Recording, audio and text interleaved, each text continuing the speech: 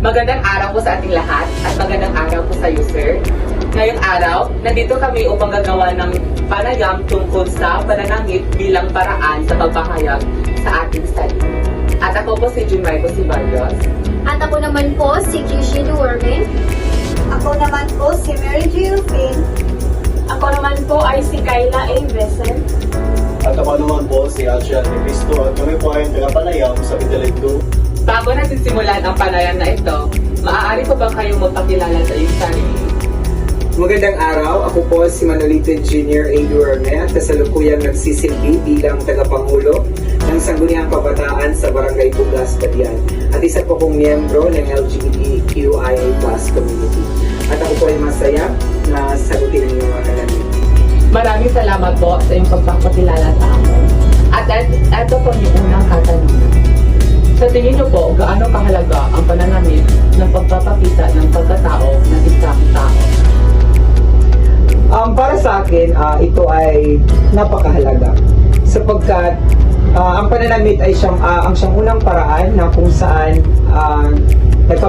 napapakilala tayo sa iba at ipinapakita natin ang ating pagkatao, kung sino tayo at ang ating paninindigan. At ito po ang pangalawang katanungan. Bakit po sa tingin niyo iba-iba ang pananamit ng ibang grupo gaya ng Jejimon, Emo, o miyembro ng LGBTQ? Simple lang, dahil gusto nilang ipakita ang kanilang pagkakaiba sa pamamagitan ng pananamit na ipahayag nila ang kanilang personalidad at ang tunay na pagkatao nila. Maraming salamat po. Pero sir, paano po ito nakakatulong sa isang tao? Ang pananamit ay nakakatulong sa isang tao sa pamamagitan na lamang ng pagtaas ng kanyang kumpiyansa sa sarili o self-confidence ng bawat isa. May mga pagkakataon po ba itong nagdudulot ng diskriminasyon? Oo. May mga tao pa rin kasi na humuhusga dahil sa kakaibang pananamit ng isang individual. May mga tao rin kasi na sarado yung isipan, hindi bukas sa mga pagbabago at di rin nila na-recognize na we're now living a diverse society na kung saan hindi porket lalaki ka ay dapat lalaki din yung isusuot mo. Iba-iba kasi tayo ng expression. What if lalaki ako pero gusto ko magdamit babae dahil doon nakikilala ko na yun at doon ako masaya. Yun. Kaya din natin may iwasan na may discrimination talaga ngayon.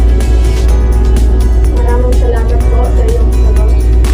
Muli, magandang hapon sa atin, sir. So, kung pagmamatayan natin ang inyong sagot kanina, at bilang membro ng LGBTQIA+, at bilang tagapagpangulo ng Sangguniang Kabataan, masasabi natin mas madami kang na-influensyahan dahil isa kang tagapagsilbi ng publiko or itong bayan.